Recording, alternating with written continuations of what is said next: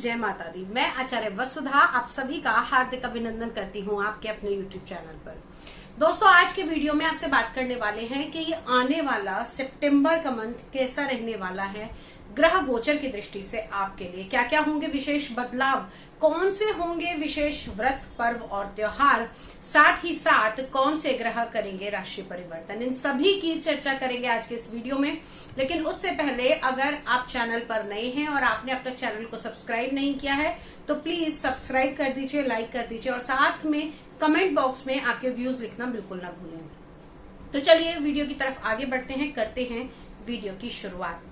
आज इस वीडियो में हम बात करेंगे मेष राशि वालों के बारे में। जी हाँ, जिनकी चंद्र राशि मेष है, एरीज है, उन लोगों के बारे में आज हम डिस्कशन करने वाले हैं। मेष राशि वाले जातकों की अगर हम बात करें तो आपकी चंद्र राशि से दूसरे भाव में गुरु का गोचर चल रहा है, जो कि आपको धार्मिक अनुष्ठानों के अंदर कार्यरत कराता है। साथ ही साथ आपके पारिवारिक स्तर पर भी कुछ धार्मिक अनुष्ठान हो सकते हैं। यही अगर हम बात करें इसी देवगुरु बृहस्पति की, तो वाणी के स्थान में देवगुरु बृहस्पति का होना आप लोगों की वाणी को बहुत सुगम और साथ ही साथ बहुत प्रभावित बनाएगा।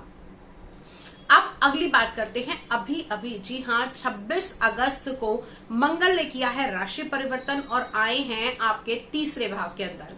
तीसरे भाव को हम साहस, बल और पराक्रम का भाव मानते हैं। ये सारी गणना चंद्र राशि के अकॉर्डिंग है।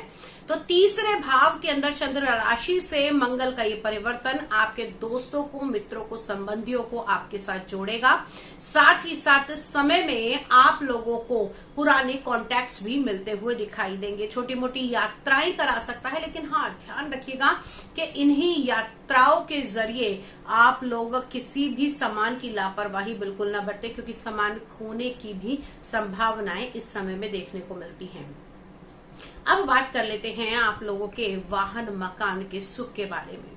जी हाँ, चतुर्थ भाव से हम इसकी गणना करते हैं। चंद्र राशि से चतुर्थ भाव में चंद्रमा अपने ही स्वयं स्थान के अंदर, जी हाँ, आप लोगों के चतुर्थ भाव के अंदर यहाँ पर गोचर करेंगे माह की शुरुआत में।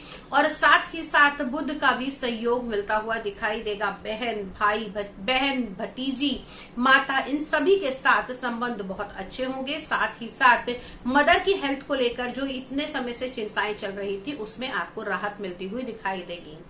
अब बात कर लेते हैं आप लोगों की संतान के बारे में भी। जी हाँ, कुंडली के पंचम भाव से हम इसका निर्णय करते हैं और पंचम भाव में 1 तारीख से लेकर 15 तारीख तक अपनी ही राशि में पंचम का स्वामी पंचम भाव में ही होना। तो जिन लोगों को संतान होने वाली है उन लोगों को इस समय प्रतापी संतान की प्राप्ति होगी, और जिन लोगों की ऑलरेडी संतान है उनको इस समय में उनके बॉस से कोई अप्रेजल मिल सकता है। साथ ही साथ फादर की हेल्थ को लेकर भी अभी कोई परेशानी चल रही थी तो सॉल्व होती हुई दिखाई देगी। लेकिन ध्यान रखिएगा कि पेट में अग्नि अधिक उत्पन्न हो सकती है। इस समय में आपको पेट में जलन की थोड़ी सी प्रॉब्लम हो सकती है, उसका आपको ध्यान रखने की आवश्यकता है। साथ ही साथ पिता के साथ संबंध अच्छे रहेंगे। लेकिन वहीं अगर मैं बात करूं आपके लव रिलेशनशिप में, तो थोड़ा सा जीवन साथी के साथ में अनबन हो सकती है, थोड़ा सा जीवन साथी ईगोस्टिक हो सकता है। तो इन चीजों के ऊपर आपको थोड़ा सा ध्यान रखना होगा। वहीं अगर हम बात करें 15 तारीख के बाद की, जैसे ही सूर्यदेव राशि परिवर्तन करेंगे और आ जाएंगे नीच के शुक्र के साथ में छठे भाव में, यानी कि आपके रोग, ऋण और शत्रु के भाव में, बस यहां से चिंताएं थोड़ी सी आरंभ होंगी। फादर की हेल्थ इस समय थोड़ी खराब हो सकती है। पैसा अगर आप किसी को देंगे तो वो वापस आने की संभावनाएं कम बनेंगी। शुक्र का यह छठे स्थान में होने के कारण आपके दाम्पत्य जीवन में भी परेशानियां देखने को मिल सकती हैं। साथ ही साथ आपके जो साथी हैं उनका स्वास्थ्य भी इस समय खराब हो सकता है। एक चीज का विशेष ध्यान रखिएगा कि किसी भी प्रकार के शत्रु के साथ में आपके संबंध जो है वो खराब हो सकते हैं। आपके शत्रु आपके ऊपर हावी हो सकते हैं। साथ ही साथ अगर गवर्नमेंट से जुड़ा हुआ कोई कोर्ट केस चल रहा है, कोई टैक्स की बात चल रही है, कुछ आपका लीगल अथॉरिटी का कोई काम चल रहा है, तो उसमें भी आपको बहुत ज्यादा सावधानी बरतने की आवश्यकता है। अब बात करते हैं आपकी कुंडली के सप्तम भाव यानी कि पार्टनरशिप के भाव भाव के। तो 15 तारीख के बाद में पार्टनरशिप को बड़ा सोच समझ कर चलना होगा। और साथ ही साथ अभी 7th हाउस के लॉर्ड शुक्र देव नीच के होकर विराजमान है 6ठे भाव में। तो कहीं ना कहीं पार्टनरशिप में कहासुनी हो सकती है, पार्टनरशिप में गड़बड़ाहट आ सकती है, और साथ में केतु भी मिल जाना तो कहीं ना कहीं पार्टनरशिप बिल्कुल ब्रेकेज पे भी आ सकती है।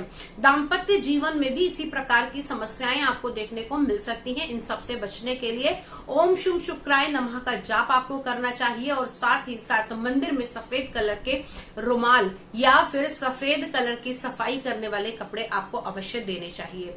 अगली बात करते हैं आपके भाग्य भाव के बारे में। तो दोस्तों, अगर हम भाग्य की बात करें तो आपके नवम भाव के स्वामी, जी हाँ, चंद्र कुंडली से नवम भाव के स्वामी आपके दूसरे भाव में यानी कि आपके कुटुंब भाव में है।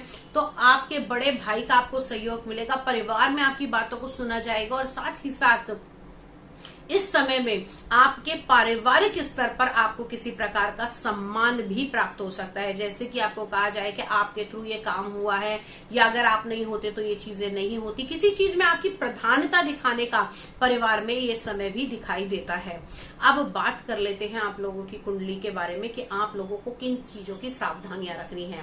जी हाँ, अपने काम की मेहनत में आपको बहुत ज्यादा ध्यान रखना है, लेकिन ध्यान रखिएगा किसी भी प्रकार का लेबर से जुड़ा हुआ अपमान, अपशब्द या फिर लेबर का आप किसी प्रकार से भी दिल दुखाते हैं तो आपको आपके बिजनेस में नुकसान होने की संभावनाएं बन सकती हैं, क्योंकि आपकी दशम भाव के स्वामी हालांकि अभी 11वें भाव में है, आपको लाभ प्राप्त कराएंगे लेकिन नुकसान भी दे सकते हैं, तो थोड़ा सा बचकर रहिएगा।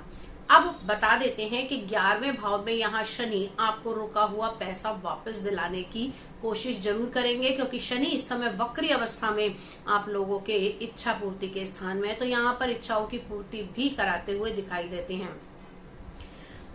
साथ ही साथ शनि की तीसरी दृष्टि आप लोगों के, अगर हम बात करें चंद्र राशि पर पड़ने के कारण आप लोगों के मन की जो स्थिति है थोड़ी सी खराब रह सकती है। माता का स्वास्थ्य अप डाउन चलेगा, इसके लिए आप लोगों को शनि के दान अवश्य करने चाहिए। साथ ही साथ आप लोगों को इस समय तेल से बनी हुई चीजों का दान करना बेहतर रहेगा। अब इस समय में आपको क्या नहीं करना है, किसी भी प्रकार का किसी गुरु का अपमान वैसे भी नहीं करना चाहिए, और खास तौर से इस समय में तो बिल्कुल भी नहीं करना है। किस चीज की सावधानी बरतें, पेपर वर्क बड़े संभल कर करें। किसी भी लीगल अथॉरिटी में अगर आप जुड़ते हैं या लीगल अथॉरिटी से आप जुड़े हुए हैं तो अपने काम को बहुत ज्यादा सोच समझ कर करें। यदि आप मेल हैं तो फीमेल स्टाफ के प्रति आपका व्यवहार बहुत ही अच्छा होना चाहिए, और साथ ही साथ अगर आप फीमेल हैं तो मेल जो आपके साथ काम कर रहे हैं आपको उनको पूरी इज्जत देने की आवश्यकता है। यूं तो ये चीज हमेशा ही करनी चाहिए, लेकिन अभी आपके शुक्र और शनि दोनों की ही स्थिति इस समय हमें इस प्रकार से दिखा रहा है, तो थोड़ा सा सावधानी बरते। मेष राशि वालों, थोड़ा सा संभल कर चलना। 16 तारीख के बाद में परेशानियां थोड़ी ज्यादा पैदा हो सकती हैं, उनसे बचने के लिए घर से निकलते समय आप लोगों को अपने माथे पर केसर का तिलक लगाना चाहिए, और साथ ही साथ हनुमान जी की अर्चना, जी हाँ, मंगल देव की पूजा भी आप लोग कर सकते हैं। आप लोगों के लिए लकी कलर रहने वाला है ऑरेंज कलर, और लकी नंबर आप लोगों के लिए रहेगा नंबर 9। आज के वीडियो में इतना ही। वीडियो अगर अच्छी लगी हो तो आगे फॉरवर्ड कीजिए, कमेंट कीजिए, लाइक कीजिए। साथ ही साथ हमारे अगले वीडियो जो व्रत पर्व और त्योहारों से जुड़े हुए होते हैं उनको देखना बिल्कुल न भूलें। तब तक के लिए जय मां भगवती।